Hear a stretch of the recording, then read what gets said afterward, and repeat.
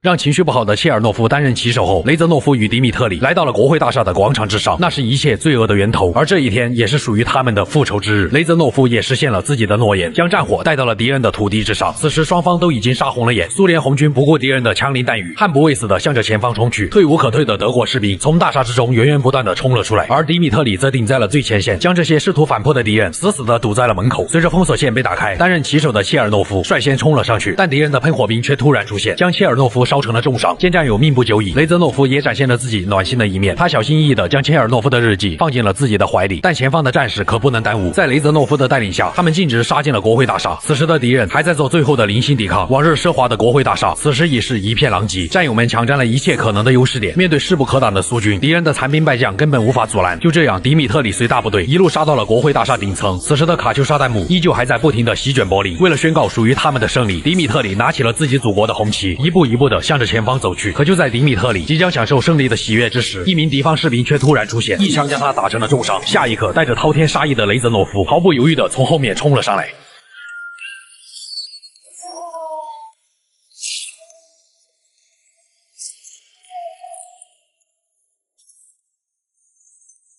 随着雷泽诺夫一刀将第三帝国的旗帜砍下，备受鼓舞的迪米特里强撑着最后一丝意志，坚定地向着前方走去。在战友们犹如惊涛骇浪一般的呐喊声下，他终于让自己祖国的红旗飘扬在了柏林的国会大厦之上，而这些战士们也将作为英雄重新返回祖国的怀抱。但属于雷泽诺夫的故事却并未结束，他将会在黑色行动中再次登上使命召唤的舞台。我是修片狂魔，咱们下期再见。